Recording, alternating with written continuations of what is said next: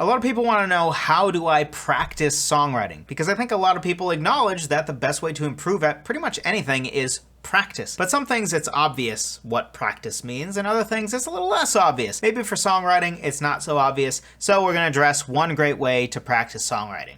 One great way to practice songwriting is simply to practice improvisation. When it comes to improvisation versus composition, I like to think of improvisation as the heart and composition as the brain. They both are important, especially long-term with songwriting. You don't want to be somebody that can only do things by heart and you can't actually think through what will make this chord progression more effective, maybe knowing some music theory, things like that. That's composition. That's very important. That's the mind.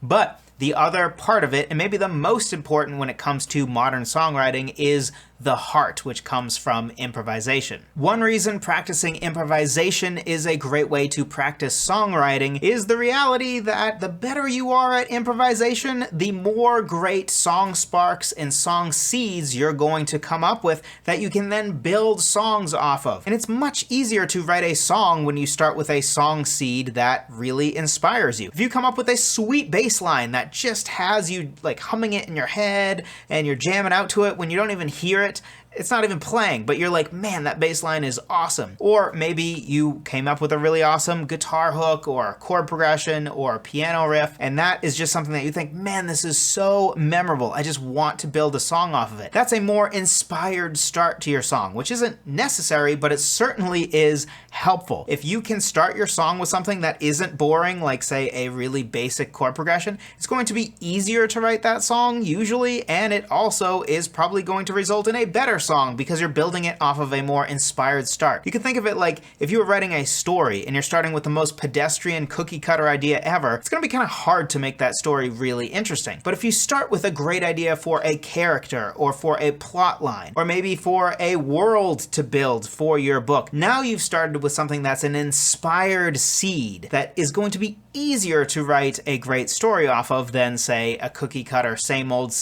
hero or same old plot or universe. And realistically, most of us aren't really composing our songs in the traditional sense. You probably aren't pulling out Finale or Sibelius or even your DAW trying to compose a song note by note.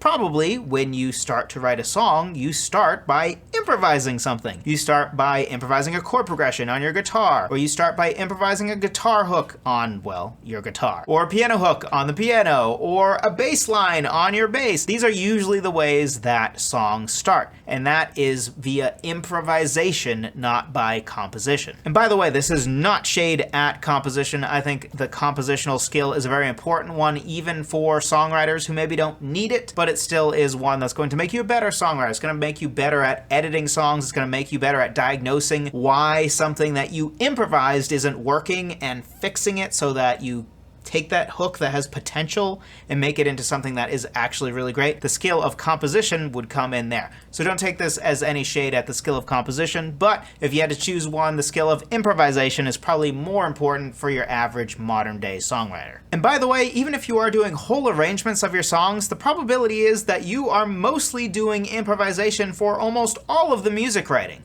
It might look something like you improvise a chord progression with your guitar. Then you listen back to that chord progression you just came up with and you improvise again on the guitar until you come up with a guitar hook to go along with it. Then you listen back to both of those and improvise again, this time with your voice or maybe a piano, trying to write a vocal melody. And then you do the same thing when it comes to other parts of your song. Maybe you have a piano part, your bass line. Very often, even if you are doing full arrangements of a song or enough of an arrangement of a song to have a band play it or maybe for a simple recording of it, most of it is still going to be rooted in the skill of improvisation. If you are better able to improvise a good bass line to a chord progression that you hear, then your songs are going to have better bass lines, and therefore they're probably going to be better songs. Same thing's going to be true if you're better at improvising guitar hooks or piano riffs. The skill of improvisation is one of the core, most important sub-skills of songwriting. So to concentrate on improvisation and just practice that, that is going to go a long way with your songwriting. The better an improviser you are, probably the better your songs are going to become, especially if you don't know enough music theory to really do any composition. Because if you can't really do any composing of music, the only thing you're left with, realistically, is improvisation. So the most important question of all, how do we actually practice improvisation? Best way to do it, pick a key and go.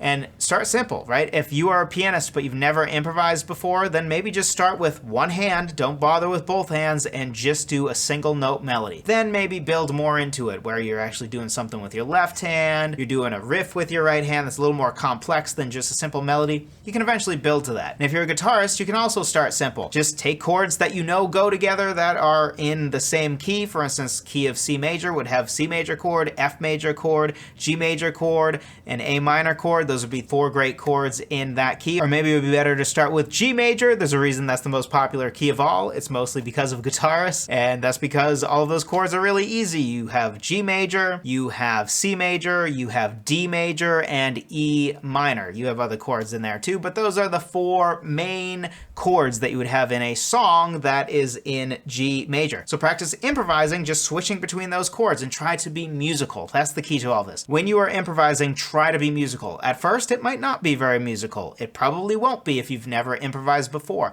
but over time, it will become more musical. And something else you can do that might help you to be more musical is to play to a drum track or to a click track or a metronome. A drum track is usually going to be easier. Nobody likes playing to a click track or a metronome unless you're a psychopath. But hey, it's great practice if you can.